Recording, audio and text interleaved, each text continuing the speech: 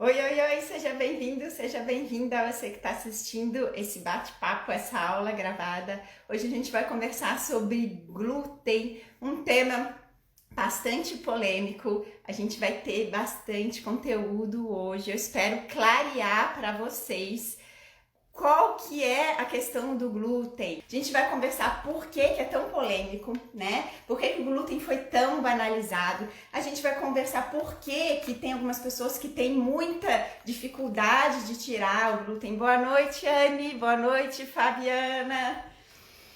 A gente vai conversar sobre, será que o glúten faz mal para todo mundo? Será que o glúten vicia, né? Que a gente já ouviu falar por aí. A gente vai conversar sobre sinais e sintomas que podem sugerir uma sensibilidade ao glúten, tá? Tem um bate-papo muito bacana hoje. Se você acha que essa live pode interessar alguém, manda um aviãozinho, compartilha, que hoje essa live tem um conteúdo muito importante, gente. Vamos acabar com essas dúvidas em relação ao glúten. Manda coraçãozinho. Quanto mais vocês mandarem coraçãozinho, mais mandarem pergunta, mais a plataforma vai entender que o conteúdo é relevante, mais o meu conteúdo vai aparecer para os meus seguidores, tá? Então, pessoal, vamos começar. Deixa eu passar só uns recadinhos iniciais, tá? Primeiro, gente, live ficou oficialmente esse horário, vai ser todo domingo às 19 horas, tá? Então, eu quero ver vocês aqui comigo todo domingo às 19 horas. O yoga ficou para todas as segundas às 17 horas. Eu vou colocar a aula no IGTV e no YouTube. Quero ver mais movimento ali, tá? E as meditações ficaram para todas as quartas às 17 horas, que eu coloco no YouTube e no Telegram, tá? Então, pessoal, para quem é novo, sempre tem gente nova. Eu sou a Cris de Alencar, sou nutricionista funcional, especializada em vegetarianismo. E eu trabalho com o indivíduo unindo corpo, mente, coração, espírito, com um trabalho mais integral, tá? Então, pessoal, vamos lá começar? Vamos lá. Bom, primeiro eu quero falar de dois livros, tá? O primeiro livro é esse aqui, ó.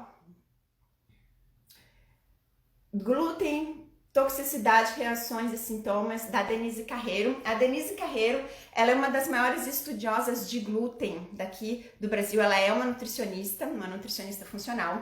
E nesse livro a gente tem aproximadamente 40 páginas só de referências bibliográficas, tá? E referências bibliográficas de muitos artigos científicos, tá? O glúten, gente, ele é muito estudado, já é estudado há muitos anos e assim, o profissional da saúde que fala que glúten não faz mal, ele tá totalmente desatualizado e a gente vai conversar tudo sobre isso, tá, gente? Mais um livro que é muito importante, que para quem quiser se aprofundar no assunto, né, com fundo científico, com embasamento científico, é o livro Dieta Sem Glúten, que é do Dr. Alessio Fasano, que ele é um médico diretor e fundador do primeiro centro de pesquisa de doença celíaca e de intolerância ao glúten, né, de sensibilidade ao glúten não celíaca, que ele é... Cadê? Me perdi aqui. Ele é tanta coisa. Então, diretor desse primeiro centro e diretor da Escola de Medicina de Harvard, do Hospital Geral de Massachusetts. Então, gente, não é qualquer coisa, tá? O cara é sempre... aqui, ó, a gente tá falando de Harvard, tá? Então, o negócio é sério. Então, quem quiser se aprofundar, eu indico esses dois livros, tá? Então, vamos lá, pessoal. Então, vamos entender primeiro o que é o glúten, tá? O glúten, ele é um termo que é utilizado, ele é aplicado para uma família de proteínas, tá? Na família de proteínas que se encontra no trigo, no centeio, na cevada e na aveia. E aí a aveia tem uma certa polêmica que vocês já vão entender. Gente, eu vou tentar falar de uma forma bem devagar, porque tem alguns pontos aqui que pode gerar uma certa dúvida, então vocês fiquem à vontade para perguntar, tá? Então, assim, como eu falei, né, o glúten é um termo que é aplicado para uma família de proteínas. Então, no caso do trigo, a fração proteica que é responsável pela sensibilidade ao glúten, tanto celíaca quanto não celíaca, se chama gliadina, tá? Na cevada se chama ordeína, no centeio se chama secalina, tá? Tudo são frações proteicas do glúten, tá? E a aveia, por que existe a polêmica da aveia, né? Vamos entender. Então, existe, no primeiro ponto, a aveia, existe a aveia do mercado que vem contaminada com glúten desses outros 3 cereais, tanto do trigo, quanto do centeio, quanto da cevada. Vem contaminada, não só porque existe uma reação, uma contaminação cruzada desde a plantação até a... Pessoal, não tá me ouvindo? Janete falou que tá sem som. Me dá um feedback aí.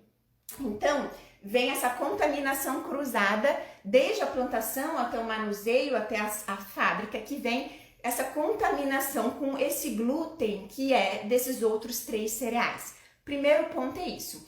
Só que, por outro lado, a aveia tem um grupamento proteico que se chama avidina.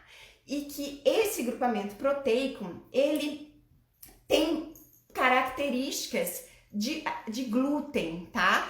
O que acontece? Então, por exemplo, obrigada, gente.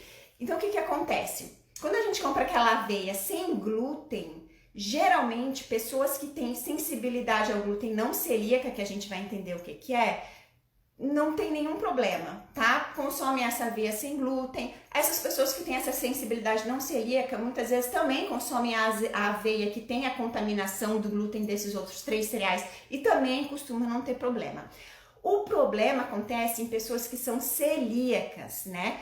5% dos celíacos, que é uma taxa baixa, mas que é uma taxa considerável, eles reagem também a essa avidina que está na aveia. Então, só para recapitular, a aveia tem uma fração proteica que se chama avidina, que pode sim causar reação em pessoas celíacas, tá? Mas que geralmente em pessoas que não são celíacas, que apenas têm algum tipo outro de sensibilidade ao glúten, geralmente não apresenta reação, tá?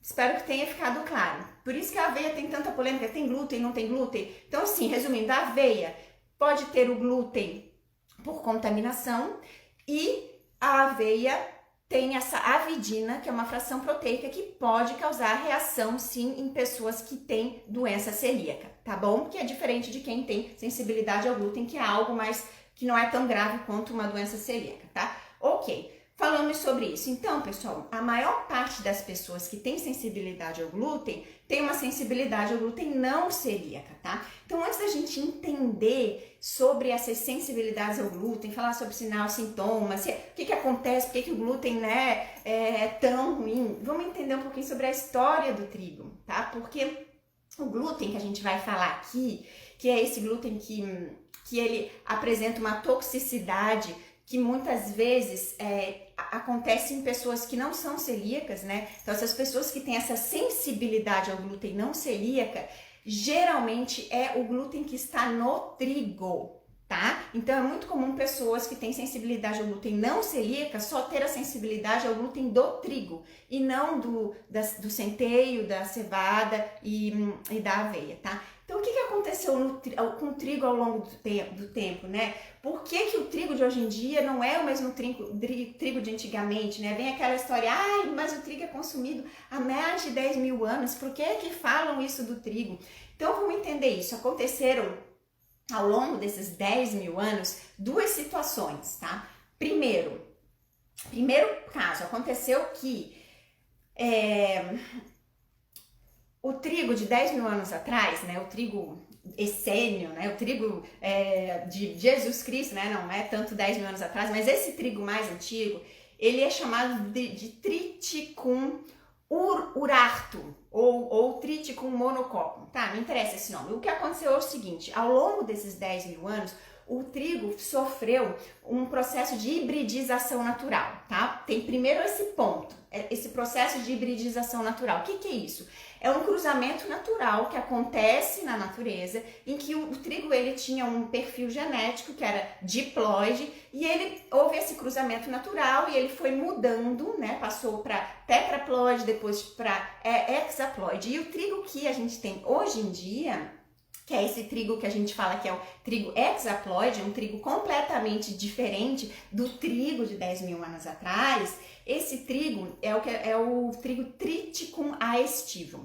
Ok, então primeiro a gente entende que teve durante esses 10 mil anos, teve esse processo de hibridização natural, né? Um cruzamento natural que aconteceu na natureza sem intervenção do homem. Só que aí entra a segunda parte, que é há aproximadamente cerca de 50 anos, o homem começou a fazer sim, a interferir sim no trigo. Então esse trigo, que já é um trigo, esse trigo de 50 anos atrás, que já é um trigo completamente diferente do trigo de 10 mil anos atrás, né? Um trigo que já passou por todo esse processo de hibridização, que já começou a se tornar mais tóxico, ele teve interferência a partir daí do homem, né? O trigo, ele é o cereal que mais sofreu alteração genética nos últimos 30 anos, tá? Alteração genética aqui eu tô falando interferência do homem. Então assim, o aprimoramento genético do trigo, o que que ele fez? Esse aprimoramento genético que aconteceu nesses últimos aproximadamente 50 anos, ele fez com que a quantidade de glúten dentro do trigo aumentasse cerca de 20 vezes, tá? Então, o trigo que a gente come hoje é um trigo que tem cerca de 20 vezes mais glúten do que o trigo que, por exemplo, a minha avó consumia, ou que a minha mãe consumia, ou que até mesmo eu consumia quando eu era criança, né? Porque eu já tenho 40 anos, tá? Então, gente, aconteceu nesse período, só para fechar essa questão dessa história do glúten, que é muito importante para vocês entenderem por que o glúten mudou tanto, né? Aconteceu essa revolução verde, né, que eles chamam, que foi entre as décadas de 50 e 70, que começou a ter um monte desses aprimoramentos genéticos, sempre focando em aumentar a produtividade, em ter um trigo que rendesse mais, né, porque o glúten, ele é aquela fração do trigo que faz a elasticidade, inclusive ele é utilizado até como estabilizante. Às vezes a gente compra um produto que a gente vê que eles adicionam o glúten, né?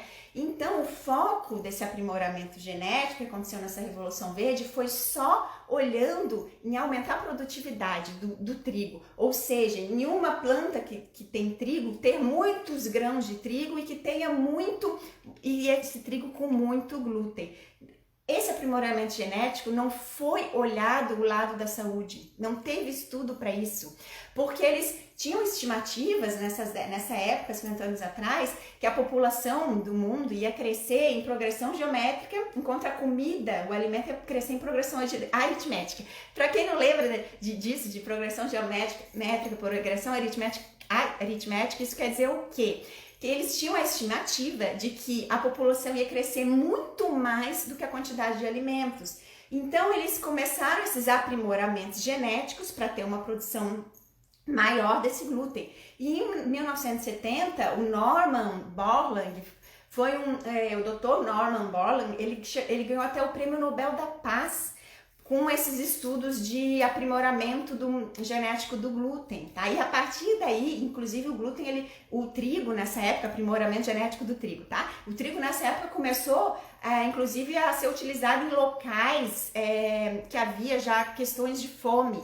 E a partir daí, gente, o trigo invadiu o mercado dos Estados Unidos e assim cresceu pelo mundo inteiro. E aí o trigo virou praticamente a base da alimentação, né? Então a gente vê que o trigo passou ao longo de 10 mil anos por uma questão de aprimoramento, de hibridização natural, tá? Que depois, que já começou a deixar o trigo mais tóxico e que depois ainda teve a intervenção do homem, né? Que fez com que o trigo de hoje em dia seja um trigo com 20 vezes mais glúten do que o trigo de antigamente, muito tóxico. E aí vem toda essa polêmica do trigo, ou seja, o pãozinho que a vovó fazia não é do mesmo trigo do pãozinho que a gente compra hoje, tá?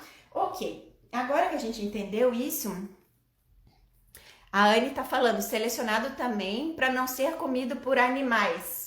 Acho que a Anne é bióloga, né? Para não ser comido imagino que tá falando de insetos, né? Ou seja, para aumentar a produtividade, tá? Na lavoura, tá? Então, gente, ok, agora que a gente entendeu toda essa questão, aí vem aquela pergunta, mas a gente só tem trigo tóxico hoje em dia? Não, gente, existem tipos de trigos menos prejudiciais, né? Então, tem variedades de trigos provenientes desses trigos mais antigos que eu falei, né? Porque são menos tóxicas, né? Então a gente encontra o trigo do tipo farro, o trigo do tipo espelta, o trigo nos Estados Unidos eles chamam de... agora me fugiu. Enfim, esses dois nomes que eu falei, eles são trigos derivados daquele trigo antigo, aquele trigo ancestral. E a gente já encontra em padarias na Europa, esses trigos são muito comuns, tá? Não é à toa que é muito comum uma pessoa que come trigo aqui fica mal, come trigo lá, não fica mal. E aqui no Brasil a gente já encontra, por exemplo, São Paulo tem várias padarias que já trabalham com esses trigos, com essa volta desse trigo antigo, né? E aqui em Florianópolis eu também já encontro em alguns locais, tá? E a gente tem também um trigo derivado do trigo tetraploide, né? Que também é um trigo mais antigo, não tão antigo quanto esses dois que eu falei, né? Esses dois nomes, farro ou espelta, mas que também é menos prejudicial que o trigo atual, que é o grano duro e o camote, né? Então, quando a gente vai comprar aquele macarrão, se a gente compra aquele macarrão de grano duro, ele é um trigo menos tóxico do que o trigo tradicional que a gente compra naquele pãozinho de trigo, tá? E que tá na maior parte dos produtos alimentícios. Não é um trigo sem toxicidade, mas é um trigo menos tóxico, tá? Então, gente, existem já diversas instituições espalhadas ao longo do mundo que estudam esses trigos, que trabalham em resgatar esse trigo antigo. Só que para isso ser mais distribuído, né, para ter preços mais acessíveis, isso é necessário que os grandes laboratórios, né, os fabricantes de semente, de fertilizante, de herbicida se interessem por isso, né? Porque e aí o que acontece? Como são trigos que não têm produtividade, não tem aquela alta produtividade, essa alta lucratividade, esses grandes laboratórios não se interessam. Então cabe a nós profissionais de saúde trazer essa informação para as pessoas começarem a procurar por esses trigos mais antigos ou por opções sem trigo, para a gente forçar esse mercado a voltar a trazer o nosso trigo antigo, né?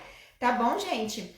Então, pessoal, vamos lá. Então, existem vários tipos de reações adversas ao glúten, tá? Então, como eu falei, a doença celíaca é o tipo mais grave, né? Então, quem é celíaco não pode consumir nenhum tipo de glúten de nenhum daqueles cereais que eu falei, tá? No caso, como eu falei, a aveia, tem alguns celíacos que não podem consumir nem mesmo a aveia sem glúten, porque não tem a contaminação do glúten, do trigo, do centeio e da cevada, mas tem aquela porção que se chama avidina, que eu falei, tá? E a gente tem outros tipos de sensibilidade ao glúten, né? Eu não quero entrar muito aqui porque são conceitos bem teóricos, né? Mas a gente tem o que a gente chama de alergia imediata, que é o quê? Por exemplo, é aquela alergia que a pessoa come e logo depois, por exemplo, começa a se coçar ou tem algum sintoma alérgico. Também tem outro tipo de reação que é o que a gente chama de alergia tardia, né? Que é o quê? A pessoa pode desenvolver algum tipo de sintoma alérgico ao glúten, por exemplo, até 4 dias depois que ela consumiu. Tem o que a gente chama de mimetismo celular, isso é algo que não é muito encontrado, mas que nesse livro simplesmente fenomenal da doutora Denise de Carreiro, ela fala bastante sobre isso, que é o mimetismo celular, que eu vou explicar para vocês, e tem a sensibilidade não imunológica, que é o quê? Que essa não imunológica geralmente é aquela pessoa que faz todos os exames e dá tudo negativo, mas ela tem uma sensibilidade ao glúten, só que é não imunológica. Então, como que a gente vai detectar? Vai ser através de avaliação clínica, vai ser através tirando o glúten da dieta, através de todos os sintomas. E muitas vezes a pessoa tem sensibilidade, por exemplo, ao trigo, que é cultivado na agricultura convencional, né? Eu já tive paciente que quando consumia o trigo orgânico não apresentava sensibilidade, mas que quando consumia o trigo da agricultura convencional, cheio de agrotóxico, tinha. Então a gente já sabe, né, os estudos já mostram que não é só o glúten que é a fração tóxica do trigo, tá? O trigo que é cultivado com agrotóxico, ele vem toda essa carga dos agrotóxicos, tá? e entre outras substâncias também que estão dentro do trigo e que também já tem estudos mostrando que são tóxicas, tá, gente? Então, pessoal, como que eu vou saber se eu tenho algum tipo de sensibilidade ao glúten? A gente vai falar sobre sinais e sintomas. Mas aí aqui eu quero falar sobre uma questão assim, que é o seguinte, tá? Quando a gente percebe que a gente tem alguma sensibilidade ao glúten, é muito comum a pessoa simplesmente tirar o glúten da alimentação, né?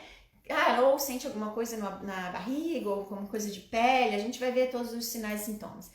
E aí, de uns anos pra cá, depois que o glúten foi ficando em evidência a sua toxicidade, né, esse glúten atual, muita gente foi tirando por conta própria. E aí começou a acontecer o seguinte problema. Quando a pessoa tira o glúten da alimentação, se ela for celíaca e ela for fazer um exame, precisar fazer um exame em algum momento para detectar se ela é celíaca, se ela tirou o glúten da alimentação, o exame provavelmente vai dar falso negativo.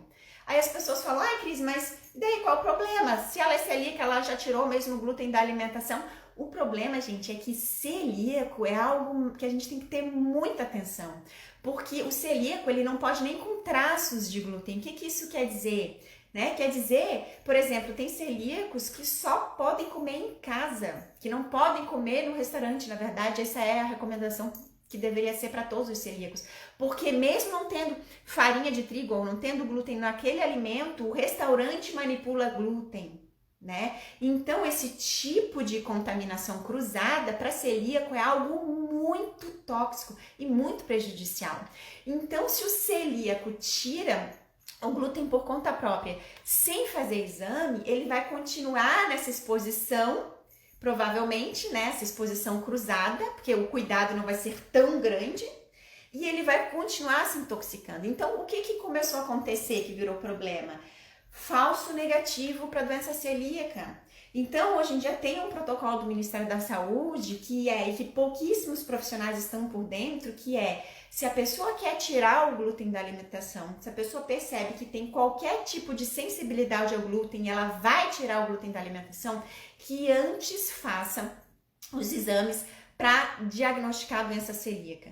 Mesmo se a pessoa não tem caso nenhum de doença celíaca na família, isso virou um protocolo, por quê? Por causa desses falsos negativos que acontecem, tá? Então, Cris, quais são esses exames, tá? Quando a gente pensa em exame de sangue, tem o anticorpo, antitransglutaminase IgA e IgG, anticorpo, antiendomísio IgA e IgG, anticorpo, antigliadina IgA e IgG e HLA, DQ2 e DQ8 é perfil genético, tá?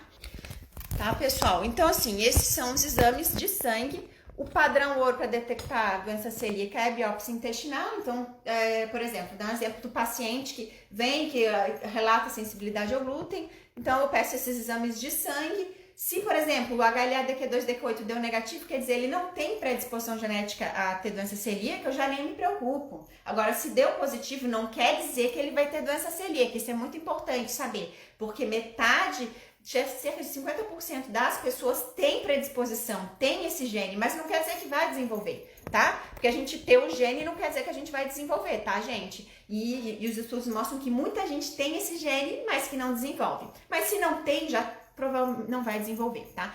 E aí, o que acontece? A pessoa vai, faz esses exames, Tá, ok. Então, isso aqui é muito importante.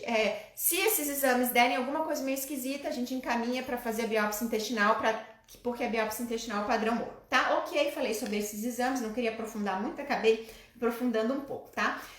Agora, para medir essas sensibilidades ao glúten não celíaca, quais são os exames? Tá, tem exame de alergia, que eu falei, não são confiáveis, tem o da alergia imediata, que é muito raro de dar, tem da alergia tardia, que não é confiável, dá muito falso negativo. Qual que é a melhor forma para avaliar se a pessoa tem sensibilidade ao glúten depois de ter tirado do campo a possibilidade de doença celíaca?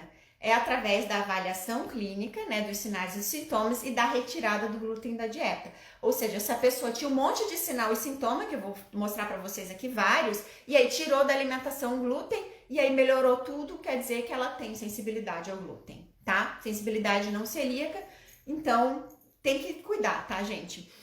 Não é aquele radicalismo do celíaco, né, que tem que tirar, não pode nem com traço, mas é algo que merece atenção, tá? Então, pessoal, estão entendendo? O pessoal tá dando para acompanhar, estão entendendo o raciocínio aí?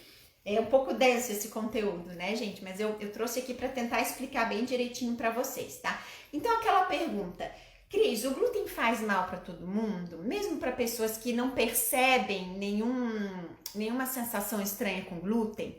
Então, tem 2 pontos aqui que é importante. Primeiro, será que a pessoa não percebe que tem reação? Quer dizer, que aquelas coisas que ela sente, ela acha que é normal? Primeiro ponto.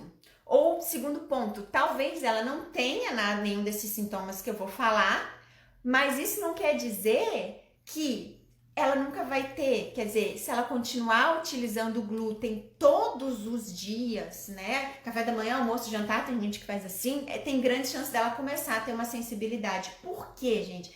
Gente, escuta bem o que eu vou falar. Existem já vários estudos mostrando que a gliadina, que é essa fração proteica do glúten do trigo, que ela aumenta a permeabilidade intestinal em todas as pessoas, tá? Em todas as pessoas. Ai, que boa, Nelise. Como assim? Aumenta a permeabilidade intestinal. O que isso quer dizer? Essa gliadina, essa fração proteica do glúten, ela estimula a produção de zonulina, que é uma proteína que faz com que as nossas células do intestino, que deveriam ser tudo juntinha, fiquem com espaçamentos entre elas. E qual é o problema disso? Que acontece em todas as pessoas que consomem glúten. O problema disso é que esses espaços que ficam entre as células faz com que o nosso organismo absorva substâncias que não deveriam absorver, como por exemplo, desde micro-organismos que chegaram no nosso tubo digestivo através do alimento, até mesmo partículas proteicas dos alimentos, como por exemplo, partícula proteica do glúten. Qual é o problema disso tudo acontecer, tá? Vamos recapitular. Em todas as pessoas que consomem o glúten, mesmo quem não percebe sintoma, acontece isso. O glúten estimula essa produção dessa proteína que faz com que as nossas células do intestino fiquem espaçadas entre elas, e isso proporciona com que tranqueira, como diz a doutora Denise Carreiro, passe por onde não deveria passar, né? Tranqueira o quê? Proteínas que não deveriam passar, micro-organismos. E aí, gente, qual que é o problema disso tudo? O problema disso tudo, peraí que eu pulei, tem que ir lá para baixo no meu guia, senão depois eu fico perdida, depois eu subo de novo aqui, que eu vou me empolgando, né? Então, o problema disso tudo é que esse aumento da permeabilidade que eu falei, que acontece em todas as pessoas, inclusive em quem não apresenta sintoma, que em algum dia vai apresentar, esse aumento da permeabilidade vai fazer com que entre essas substâncias estranhas. E o que essas substâncias estranhas vão ocasionar, gente? Vai ocasionar diversas questões. Vai ocasionar perfis inflamatórios que podem resultar em ites, em diversas partes do corpo, como assim, ites. Sinusite, né? Rinite, artrite, né? Que são inflamações. E não para por aí. Também pode chegar e ocasionar perfil inflamatório no sistema nervoso, tá? Contribuindo para doenças do sistema nervoso. E o que acontece daquele mimetismo celular que eu falei, que era uma das situações que acontece, que o glúten, que acontece é o seguinte: se entra um pedacinho de proteína ali naquele espacinho do nosso intestino que não devia existir, um pedaço de uma proteína, de algum alimento, por exemplo, que é semelhante a um pedaço de uma proteína de alguma parte do nosso corpo, como por exemplo da tireoide, o nosso organismo vai olhar, opa, o que é isso? Uma coisa meio estranha, e pode desenvolver uma reação autoimune, né? Anticorpos contra esse pedacinho de proteína estranha que entrou. Só que aí o problema é que se esse pedacinho de proteína é muito semelhante a alguma parte do nosso corpo, como por exemplo tireoide, vai desenvolver anticorpos contra a tireoide. E aí entra que já tem muitos estudos mostrando a relação de tireoidite de Hashimoto com o consumo de glúten. Quer dizer, a pessoa tinha predisposição genética. Claro que, gente, para tudo isso acontecer, esses perfis inflamatórios que eu falei acontecer, precisa ter uma predisposição genética. Então a pessoa tem a predisposição genética e aí o que acontece? Vai lá e o glúten desencadeia, né? E aí pode ser uma doença autoimune, né? Desde uma tireoidite de Hashimoto até um lúpus, tá? Até uma artrite reumatoide, né? Então o glúten tem relação, sim, diversos estudos com o desenvolvimento de doenças autoimunes, esse glúten tóxico, esse glúten de hoje em dia. Quem chegou depois, assista depois do começo da aula, eu expliquei toda a história do glúten, eu expliquei por que o glúten de hoje, do trigo de hoje, é completamente diferente do trigo de antigamente, o que aconteceu, tá? Dei exemplos aqui de tipos de trigos que são menos tóxicos, tá? Então assistam, tá? Então, pessoal, olha só, aí começa tudo isso e aí é muita coisa, né? Sem contar aqui, esse trigo que a gente tem, esse trigo branco, trigo refinado, o pãozinho francês que a gente tem, ele tem um grupo de carboidrato que se chama amilopectina, que tem um índice glicêmico maior do que o açúcar branco. Aí já começa a ver questão de resistência à insulina, aí diabetes. Então, gente, é uma cascata. Então, infelizmente, sim, existem já muitos estudos mostrando que esse glúten de hoje em dia, um glúten do trigo de hoje em dia, um glúten muito tóxico, que está relacionado, sim, a diversas doenças. E que mesmo pessoas que não apresentam sinais e sintomas devem ter um consumo esporádico para não correr o risco de começar a ter, tá? Então, pessoal, quais são esses sinais e sintomas que podem ter relação com algum tipo de reação adversa ao glúten? Quais são esses sinais e sintomas, né? Então, gente, esses sinais e sintomas que eu vou falar, eles são sinais e sintomas que podem ser algum tipo de reação adversa ao glúten, mas pode ser também algum tipo de reação adversa a qualquer outro alimento, a qualquer outra proteína, porque são sinais e sintomas que têm muita relação com que tem muita relação com essa sensibilidade a essas proteínas, tá? Que pode ser o glúten ou pode ser, por exemplo, proteína do leite, tá? Pode ser algum outro tipo de proteína, tá? Que a pessoa é alérgica. Mas o que no glúten é o mais comum a gente ver, né? Então a gente vai de sintomas desde sintomas mais suaves até sintomas mais fortes. Por exemplo, de pele, eczema, escamações, acne também pode ter relação, né? Então a gente vê também aftas crônicas, né? Pessoas que têm muitas aftas, dor de barriga, né? Distensão abdominal, flatulência, diarreia ou constipação intestinal, cansaço, dores articulares, aquela pessoa que vive com muita dor nas articulações, né? A gente também vê anemia recorrente, isso tem muito a ver com sensibilidade ao glúten, aquela pessoa que tem muita anemia com muita frequência, pode ser uma sensibilidade ao glúten, tá? Sintomas neuronais, né? Confusão mental, dor de cabeça, alteração do padrão de sono, insônia, distúrbio de atenção, depressão, tá? Perda de peso, ganho de peso, mas por que tanta coisa? Porque, como eu falei, acontece aquela questão inflamatória no nosso corpo que ela vai onde a gente tem a suscetibilidade genética, tá, gente? Então, e aí o que acontece? Isso quer dizer que se eu tenho diarreia, se eu tenho, sei lá, se eu vivi a minha vida inteira constipado, quer dizer que eu tenho uma sensibilidade ao glúten? Não, gente, eu não tô falando isso. Geralmente, esse sintoma não é um sintoma isolado, né? Geralmente vem mais e eles vêm espalhados em pontos diferentes. Por exemplo, né? Então, a pessoa, pode ser que ela tenha na pele uma dermatite recorrente e ao mesmo tempo ela tenha no sistema respiratório uma rinite, não ao mesmo tempo, mas em épocas diferentes ou às vezes até ao mesmo tempo, né? E na cabeça, por exemplo, uma enxaqueca, né? Um exemplo, né? Então, a gente vê sintomas espalhados nos diferentes órgãos do nosso organismo, tá, gente?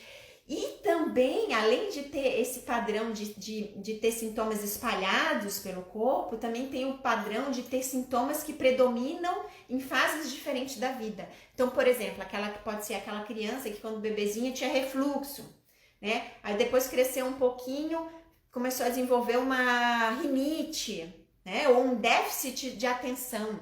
Aí mais tarde, na adolescência, virou um adolescente depressivo, né? Então isso também, tá? Então, e aí, gente, isso vai muito do profissional da saúde ter essa visão funcional, dele estar atualizado, porque infelizmente a maior parte das graduações da área da saúde de hoje em dia não tem ainda esse olhar mais funcional, tá? E aí vai muito do profissional se formar e ir atrás. Então, isso aqui que eu tô passando para vocês, eu não aprendi na minha graduação. Eu aprendi na minha pós-graduação de nutrição funcional e no 300 milhões de cursos que eu fiz e que eu tô sempre fazendo, tá? Então, gente, voltando aqui. O que mais que eu quero falar? Então, mesmo quem não apresenta sintoma, sugiro ter um uso esporádico para não vir apresentar, porque como eu falei, o glúten de trigo de hoje em dia, ele faz esse aumento da permeabilidade intestinal em todas as pessoas, tá?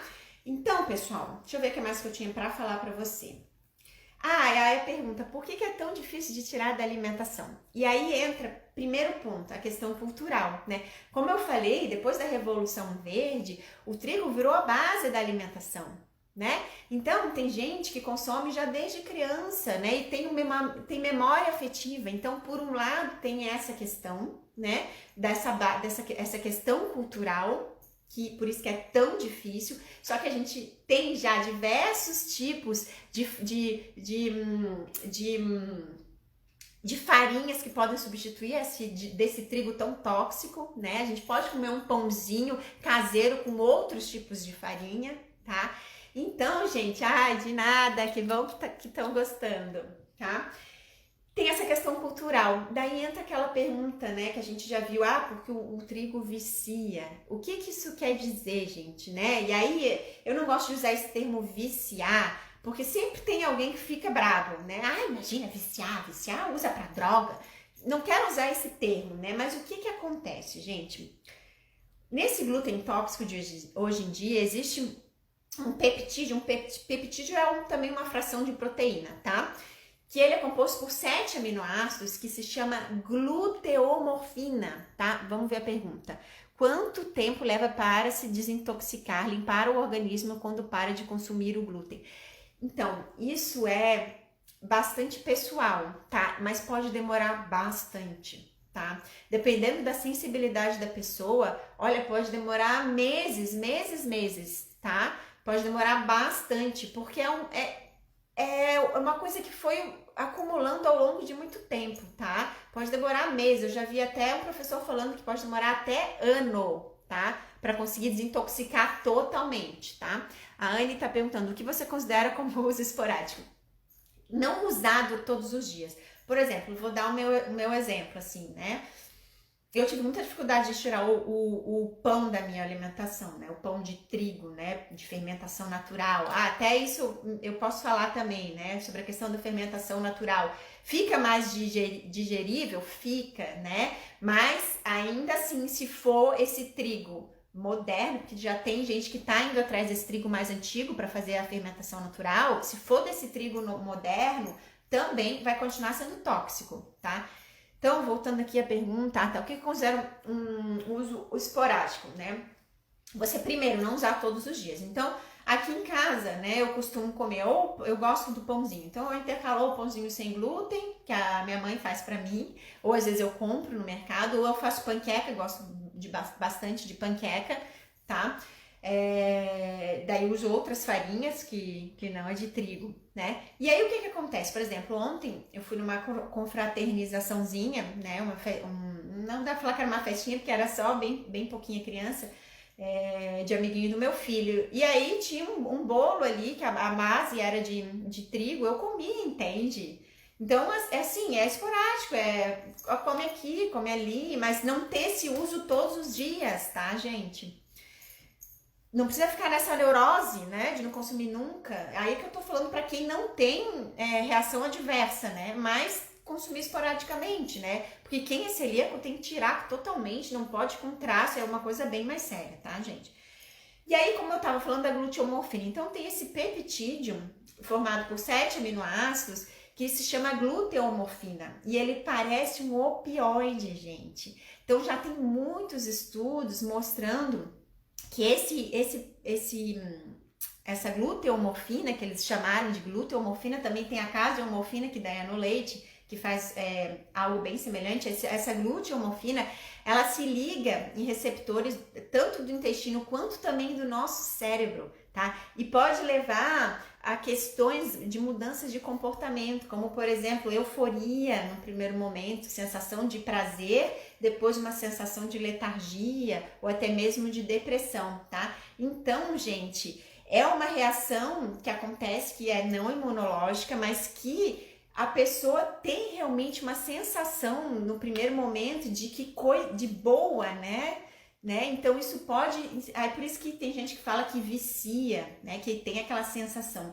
E além disso, tem um outro ponto que também dificulta a pessoa diminuir o glúten, né? Porque a gente vira muita polêmica, né? Tem gente que não tira de jeito nenhum, mas assim, não dá nem pra conversar. Eu conheço gente assim, muito próxima de mim, que não dá nem pra conversar tirar o glúten, né? Tem a questão cultural, tem essa questão da sensação de prazer relacionada a essa gluteomorfina, e também tem a questão da histamina, né? Que histamina são substâncias, é um grupo de substância que é liberado no nosso organismo, que está muito relacionado a processos inflamatórios, né? Quando a gente consome alimentos que são muito alergênicos, e essa histamina, essa carga de histamina, também parece ter, num primeiro momento, dá uma sensação de prazer, tá? Então, gente, é isso, tá? Por isso que é tão difícil largar o glúten.